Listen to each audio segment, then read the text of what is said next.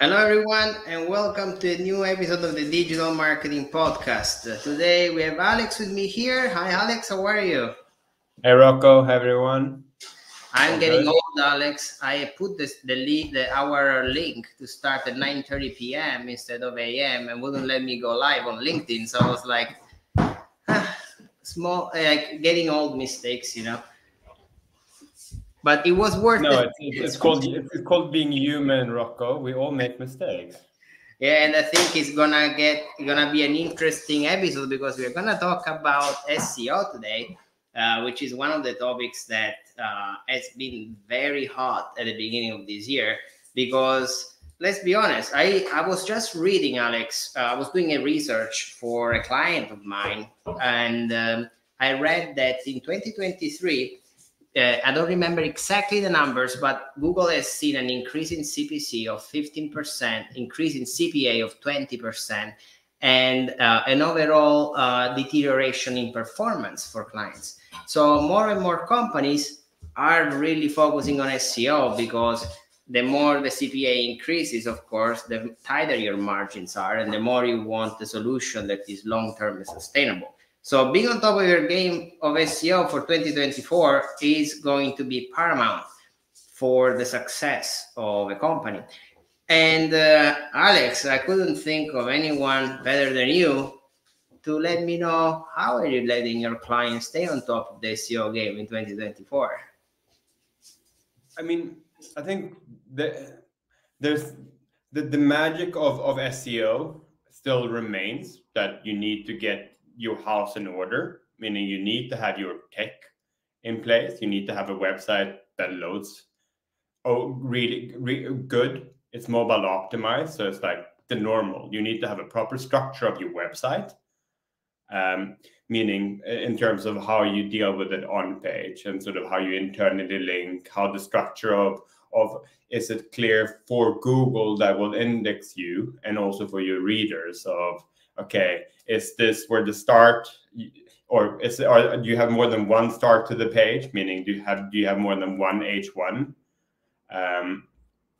how you internally link, and what's the quality of your content, and are you trying to achieve to be somewhat of a specialist within the topic, and then I mean the classic one, and I mean probably one of the most important ones once you've sort of sorted out the others is backlinks.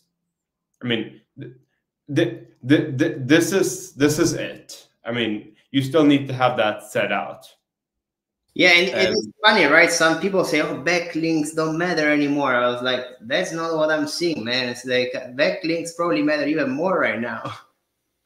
Because I think it last year and ended with Google doing a lot of so-called updates. So they updated the algorithm that made websites that might have had a good index actually fall in the search engine results, so the organic searches, and therefore you might have seen a drop in organic traffic to your website. And it's during these periods we don't really know what Google is doing. It's uncertain. And they speak a bit in riddles because they can't really say that this is what we are putting emphasis on. Besides that, they are on a true hunt to find websites that can help you with stuff. So it's educational. It has experience shared with it to be able to be some sort of authority, and hopefully having referrals on it to establish that you're also trusted. Yeah, and I feel, Alex, that one of the issues that many companies are experiencing is how they're approaching SEO, because they want traffic, they want sales or leads, but in order to get the traffic, sometimes they create content that really does not provide any value added to their audience. What do I mean by that?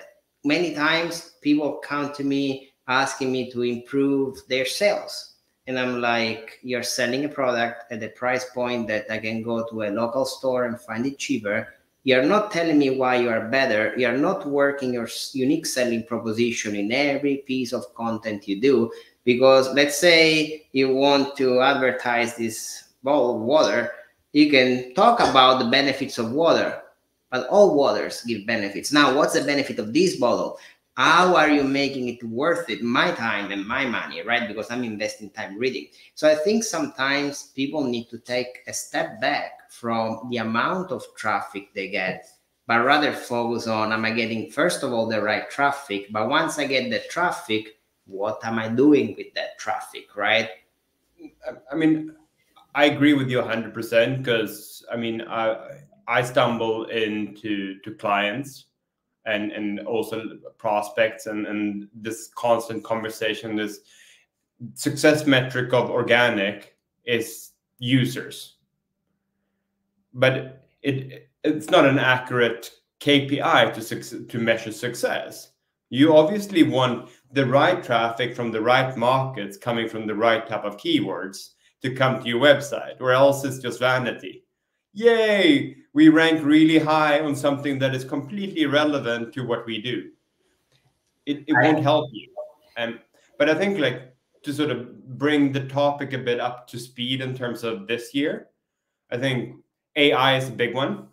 Google are testing it in markets like yours, Rocco, where so-called SGE, or Search Google Experience, is being experimented with. And what does that really mean is that the entire how Google used to look like will no longer look like it. Oh, they told me from Google, I cannot say whom, the keywords are gonna disappear. And my answer was, so what am I gonna do as a work? Like, what's my work gonna be like? You know, it's gonna be very interesting. You know, I mean, I'm doubtful about that. I think they're very cautious about this. I mean, I can use trends at least of saying of how it's most likely going to change. Like, say, for an e-commerce website, e-commerce have been very clear in terms of optimizing on category, because category you can write out. It's like this collective name. It's actually based on keywords. Well, now with the new type of algorithm or AI lining into it, you will be more semantically, meaning based on what your intent, your search intent really is. Therefore, you will start seeing, instead of category pages, you'll start seeing product pages. And all of a sudden, a lot of e-com websites that might have, thousands, if not millions of SKUs or products, in real principle would require to optimize each individual product landing page to do well on SEO. No, and you know, Alex, one of the things that when it comes to SEO, I really think that people need to understand is, I started this episode talking about a 20% increase in CPA and a 10% increase in CPC in 2023 on Google. I work with a lot of lawyers here in the US. And when you talk with lawyers, you're talking about a cost per click of $200, $150, $100, depending on the vertical, of course, right? And one day last year, a lawyer told me, I want to invest $25,000 more per month. What campaign do you suggest me to put it into? And I was like, how much do you trust me from 1 to 10? He was like, well, you tripled my business. I trust you a lot. Put it in backlinks and SEO. And he was like, why? Because what people forget at all them is that there is a value called quality score that Google calls it a secret formula. In my career, there is one thing I've always noticed. Whenever a client is doing SEO very aggressively, my quality scores are always high. Whenever he's not doing SEO, there is a level over which I have a hard time getting over, no matter what I try and how I try. So what I've learned is that I can save this client $30, $40 per click if he works more on SEO. And that's exactly what happened. He had a record month. One of my clients, a record month last month in terms of sales with the same budget, The only difference is that 2 months prior increases SEO budget. So there is a strong relation between SEO and paid media that many people ignore, but it's gonna save you thousands of dollars because you're gonna get more clicks at the lower price. I mean, I've gone so far without actually maybe the design bit of it, but actually saying that if you structure things based on SEO, you sort of you capture your UX or user experience very well, and if you structured your website as well for internal linking, so on page optimization, it's a very clear rationale of how your website looks like, and it may be that you're an e-com, then most clicks will lead you towards checkout or adding a new product or the likes. Or if you provide a service, it will still navigate you around to ensure that if you're interested in it, you will navigate around. Meaning, if you think and optimize SEO, exactly what you're saying, it will be very easy for end users to use your website as well. And it will be beneficial for paid and return of investment. But I think one thing that is becoming mostly prominent, and I mean, I think an important aspect when we think about 2024 and SEO is that there's a lot of things that are changing, like this search engine generative sort of experience, so that Google is throwing out now, is being tested, but I think Google is also protecting, their cash cow. They can't just throw something very different in, and more people actually stop clicking on paid ads. That would be detrimental for their business. But one thing that comes with SEO is that you should and need to add more structural data to your website, meaning schema.orgs and the likes where it's relevant. This is more to highlight towards Google that this is something important and something for you to use as a featured snippet about my website. So I think like we're trending more towards this one is interesting, but it's basically no-click SEO optimization as well. So people will find it on Google if you structured it properly in features, and you won't see the click coming to your website. Therefore, you start creating these long-tail content pieces where you'll be able to start seeing maybe that you're not getting clicks.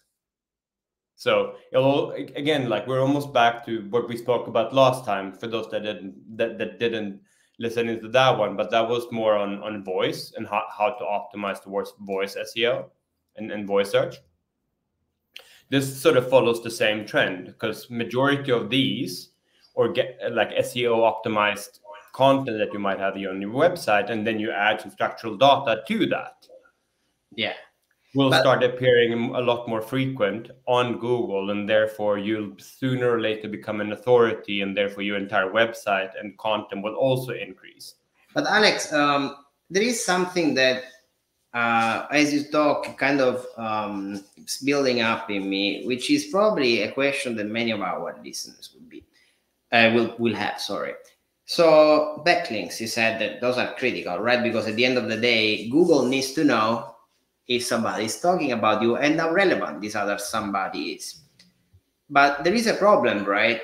Which is, if you're a small company, you are always going to have competitors spending $20,000, $25,000 a month in backlinks. So they keep widening that gap. So a company might think, is it even worth it to put effort into this, considering how much the gap is going to widen from those companies that are investing much more than I actually can?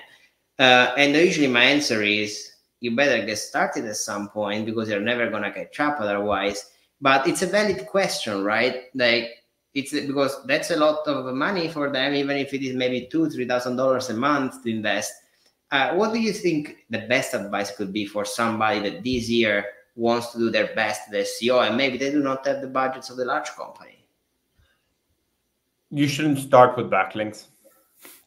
I think, like, let's cut to the chase. I mean, you need to have a website that works well, that is indexable. You need to have all these, the part of the technical side and then the on page sort of in check. And then, I mean, yes, I mean, as you mentioned there, Rocco, yeah, there are ways that you can pay for backlinks, but there are also ways, depending on what business you're in, but smaller businesses might be very niche. Look at maybe also what your competitors are doing. They might have gotten backlinks from others.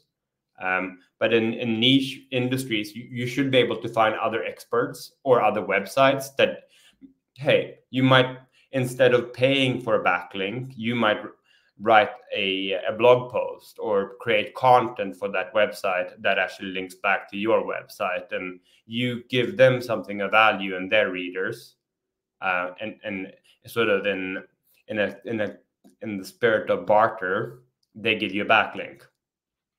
Yeah, no, that makes sense. So basically, it's a different approach. It's a more labor intensive, but it will work within their budget if you do that, basically. I mean, if you don't have money, you need to hustle. Yeah, fair enough. Yeah. So you know, nothing is impossible. There is always solutions to it, but I think, and one shouldn't give up. And most likely you will get like a lot of no's, but it's similar to trying to chase clients, or prospects, rather, prospecting. You'll have a lot of no's until you get the yes. So I mean, don't deem yourself for the first time you go out and do this, but yes, but if you have money, there are ways to buy trustworthy backlinks in a good systematic way. I'm sorry if you keep seeing my dog, but my dog Alex, he gets jealous when I talk to somebody on Zoom, not in person. So every now and then, I guess I'm gonna see her head getting toward me for that reason. But no, that's a very interesting approach, because I kind of have a feeling, you know, that I've never seen something as misunderstood as SEO in digital marketing. There are so many misconceptions about this, and probably because, well, I say it is a hidden art. You know, Google doesn't tell you you need to do exactly this to be on position one. You know, there are the updates, there are the competitors, that like is such like all these updates that happen. But overall, I say, like, you know, in 2024, in my opinion, if somebody wants to take it seriously, as you said, create a website that performs well from a technical standpoint, make sure that you offer valuable content, and just take care of searching within your market what people are looking for. And what do I mean by that? You can go on there are many keyword research tools. I'm not going to mention them to not advertise anybody, but people are looking for questions in every single market. And those questions might have more or less search volumes, and you might be a good fit for some of these questions, right? So rather than writing content, I always say, just use common sense. Look for what people are looking for and answer to that problem. And I think using common sense is probably the best SEO strategy for any business, other than overcomplicating with a lot of thinking. Just you need to do the things correctly that are like basic, and then keep pushing on it. I mean, I think the sort of the conception that I've had about SEO, and especially consultants and agencies, is that it's been black boxed. There's not a lot of transparency going in terms of knowledge exchange between, say, client and an SEO consultant, and of actually what they're doing, besides that they're doing something that will improve things. I believe that also is the reason why a lot of SEO initiatives get closed down very early, and because people don't actually have the patience, they don't have the insight, they don't understand what's going on. It's like blocking the construction on a new home after you have leveled the ground. Basically, and I think that there is some sort of, people believe that there's a secret formula to sort of getting ahead, but it's not really. I think lately it's been a lot more transparency around sort of what's going on in the SEO field, and there's a lot more senior experts that are sharing their insights. But it's also, I think, a sign of where we are today, that 2024 is a year of change. There's a lot of things that used to work in a certain way that will no longer work the way that they will in 2024 and 2025. I think, Google as we know it, both on organic, like from a marketing point of view, and paid, it's shifting. I agree. There is only one change that I wish I would see on Google that every time like it kind of makes me mad, which is brand searches, right? Because I've always been thinking, your company name, somebody's looking for your company, Alex. I think in those cases, your organic result should be first, then the ads. Just yours. Because I was like, if people could, I have some clients that for brand defense campaigns, because maybe they buy $500,000 a month on billboards. So they're everywhere on the street, right? So what happens? The competitors advertise on their name because people are searching for it, and they're spending 10 grand a month on brand defense campaign, right? That's a lot of money. And I was like, Google, this is money they should invest in SEO, on non-branded traffic, So I hope that this year something is going to change in that regard, because that's going to free up a lot of money for doing a better SEO work for some of these companies. But I mean, we're having these conversations where we don't take care of the paid side, because I think like it's quite essential to really create these synergies in between SEO and paid, because they normally run as silos. And I mean, brand is one, for example. And I mean, I was reading this article actually earlier today about early signs on how cannibalization most likely is occurring between organic and paid. And it's very much where pay the budget of paid keeps increasing, and paid is delivering more and more results, but the businesses in general is flatlining. But you know what's funny, Alex? I know you need to go in a couple of minutes, but I think you're gonna like this. Google last year changed the way they use phrase match. So now phrase match can also show up for synonyms that are also not including the words that you're using. So yesterday I was doing a search term report for a client, a lawyer actually, and the keyword that I was analyzing was personal injury lawyer near me. And I go in the search term report and I start seeing Alex Makura lawyer, Rocco Baldassare lawyer. So the name of the competitors. So Google now thinks the competitor names are synonyms of the keyword personal injury lawyer near me. I was shocked. I was like, that's not really a synonym. That's a competitor. That's different. But it's exactly going in the direction they're saying. I mean, it's the same. I mean, I'm sure you've also even seen it on phrase. I mean, exact is the same. Yeah. You thought you were only betting on the one exact, but actually exact is synonyms as well. Yeah. But it's less. It's still with just one word. So they use the algorithm that is not P-max, but they're using the algorithm on normal search to widen sort of your net. And if what you just said, because I haven't read those stats in terms of the increased CPC prices, please do. I mean, I read somewhere in the Q4 report, because Google delivered sort of good results again, like CPC prices are gone up with 19% in Q4 comparably. It is incredible, the numbers. Like the CPA increase was what really shocked me, 20, and that's something we have talked about a long time. Yeah. But I mean, if Google is diminishing its value like that, they just keep it stresses the process to be replaced.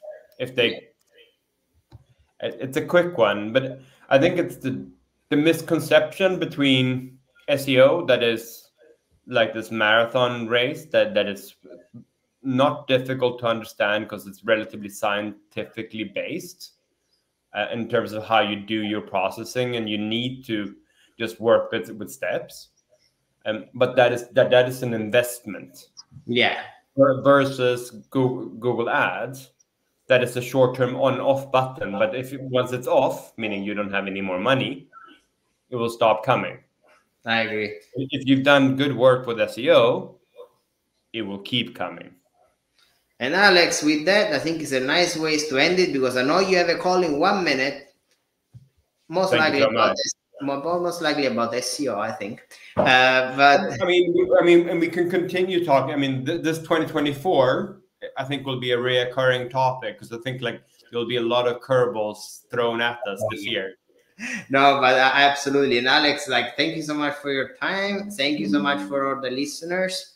I'm looking forward to talking to you all guys shortly. We have another episode coming up. And have a good rest of your day, Alex. You too, Rocco. Have a good one. My dog as well, as you can see. Bye-bye, guys. Ciao.